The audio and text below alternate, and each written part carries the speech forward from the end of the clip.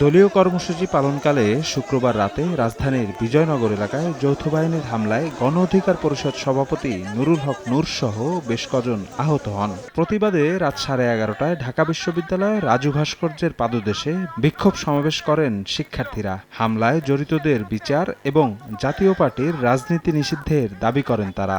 সেই সন্ত্রাসী আওয়ামী লীগ বাহিনী যেভাবে নূর ভাইকে হামলা করে আহত করত, আজকেও তার প্রতিচ্ছবি দেখতে পেলাম। আমরা যেই কারণে আওয়ামী লীগের বিচার দাবি করি, আমরা যেই কারণে আওয়ামী লীগকে নিষিদ্ধ চাই, সেই একই কারণে আওয়ামী লীগের বি টিম জাতীয় পার্টির বিচার করতে হবে। সেই একই কারণে জাতীয় পার্টিকেও নিষিদ্ধ করতে হবে। একটা উদ্দেশ্যমূলক একটা টার্গেট হামলা। এদিকে নারায়ণগঞ্জের চাষারা চত্বরে সড়ক অবরোধ করে বিক্ষোভ করেন গণ অধিকার পরিষদের নেতাকর্মীরা। একই সময় নগরীর প্রধান সড়কেও মশাল মিছিল করেন তারা। এর আগে চাষারার শহীদ মিনারে প্রতিবাদ সমাবেশ থেকে হামলাকারীদের শাস্তির দাবি জানান নেতারা।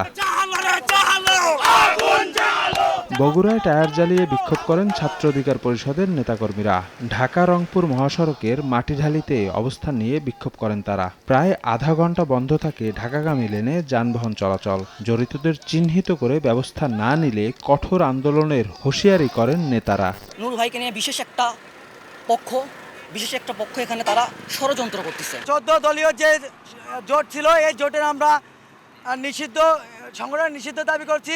একই দাবিতে ব্রাহ্মণবাড়িয়া পৌর মুক্ত মঞ্চ থেকে বিক্ষোভ মিছিল বের করে গণ অধিকার পরিষদ। শহরের বিভিন্ন সড়ক প্রদক্ষিণ শেষে প্রেস ক্লাবের সামনে পথসভা করেন। এ সময় হামলার নিন্দা জানিয়ে জাতীয় পার্টির রাজনীতি নিষিদ্ধের দাবি জানান নেতারা। আজকের এই হামলার সাথে যারা জড়িত তাদেরকে অতি শীঘ্রই আইনের আওতায় আনতে হবে। পটুয়াখালী শহরের নতুন বাজার এলাকা থেকে মশাল মিছিল বের করে গণ অধিকার পরিষদ। মিছিল নিয়ে বিভিন্ন সড়ক প্রদক্ষিণ করে প্রেস ক্লাবের সামনে সমাবেশ করেন নেতাকর্মীরা। হামলার তীব্র নিন্দা জানায় ছাত্র অধিকার পরিষদ। তাদেরকে বিচারের আওতায় নিতে হবে, তা না হলে আমরা রাজপথ থেকে ঘরে ফিরবো না। এছাড়া হামলার প্রতিবাদে কুষ্টিয়া সহ বিভিন্ন জেলায় বিক্ষোভ মিছিল করেন গণ অধিকার পরিষদের নেতাকর্মীরা। শফিক মুন্সি, সময় সংবাদ, ঢাকা।